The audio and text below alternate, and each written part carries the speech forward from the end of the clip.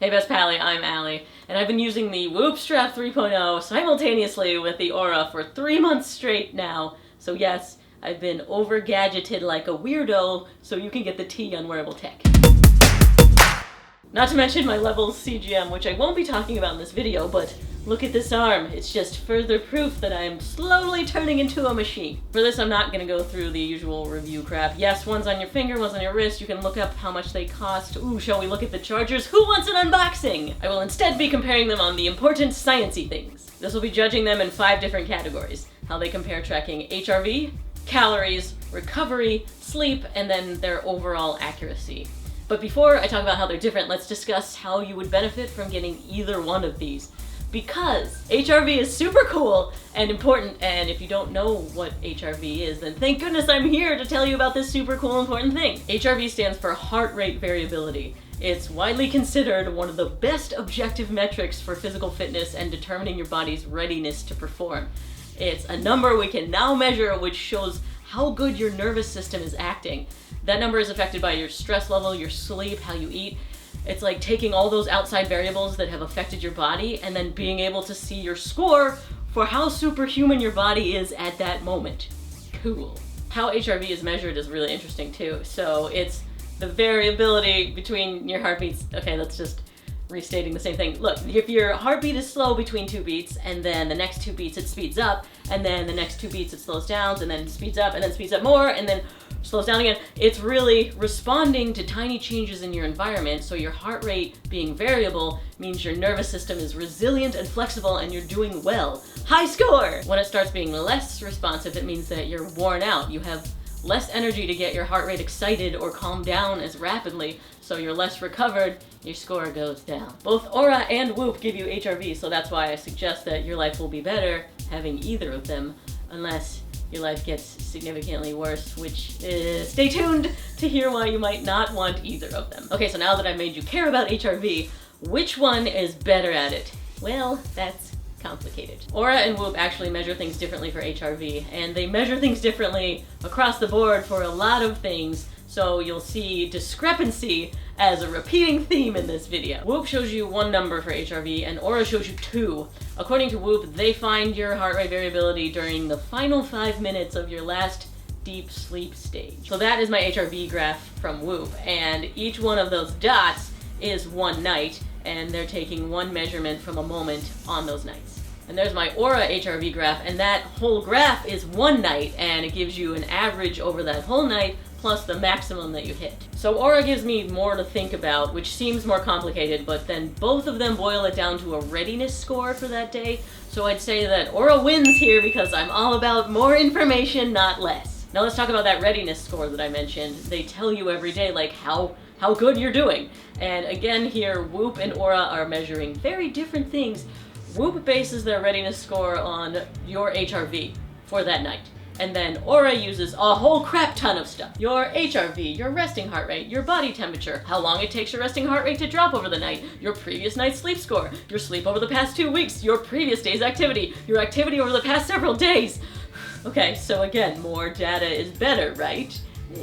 I don't know. Do I care how Oura thinks my sleep over the past 2 weeks should affect how I feel right now? If my HRV is clearly showing me how I'm performing, it seems if HRV is the best objective measure, then stop making it so messy with all your other calculations. Whoop wins here! And just to show you how messy it will get, Oura on one day will tell me not to push it, and on the same day, Whoop is like, you're fine! Go burn some calories! Okay, now let's jump to that calorie tracking. In this category, hands down, Oura is the better calorie tracker. Here's Whoop on the day when I lifted heavy for 2 hours. They say 1,132 calories burned over the whole day.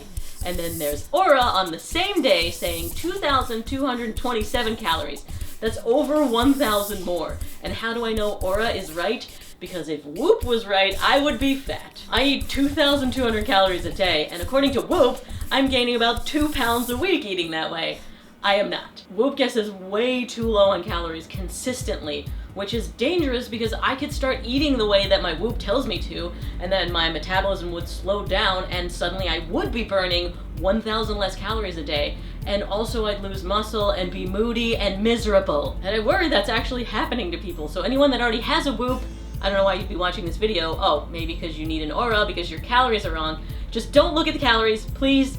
Please don't stop eating. Okay, but I know all you CrossFitters that love Whoop are gonna make the argument that Whoop actually bases their calculation on your heart rate during the workout, which is way more accurate than Oura, because Oura does it actually super primitively. You just add a workout and then tell it what you did and how long and how hard you thought it was, and then it guesses. So of course Whoop would have trouble with my powerlifting because my heart rate doesn't stay elevated like cardio. Okay, fine, so I spent a day doing a ton of stuff that would affect my heart rate.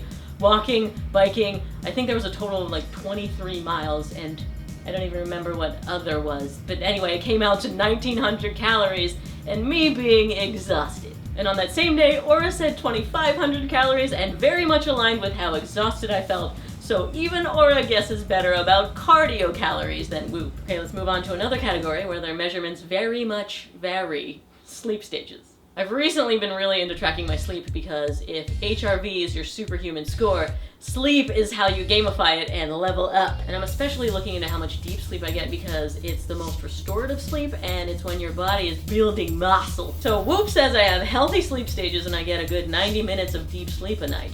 And Oura says I might die soon. Look at that. 0 minutes of restorative muscle building sleep. And that's not a fluke night. It's usually like that.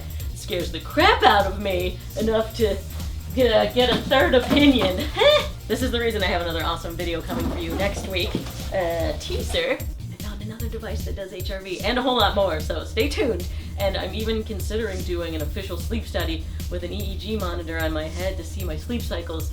Let me know in the comments if you want to see my experience with that. Because what I found is basically all sleep trackers suck for sleep stages. It's like really hard to tell based on your heart rate and movements, and an EEG is only really the true way to know. And now the final comparison, overall accuracy. So these two have discrepancies between them about calories burned, recovery scores, and sleep measurements.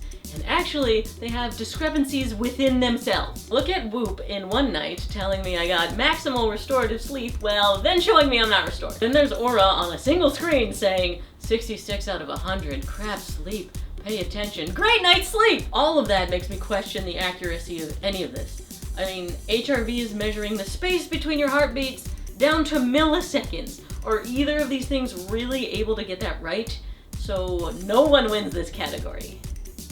Which leads me to the best part of this video and why you're awesome for staying around, because you get to learn about the nocebo effect. This is the opposite of a placebo. A nocebo is when your body is harmed by something you're expecting to be negative. Like a doctor gives you a diagnosis and then you're like, uh-oh, I must feel bad.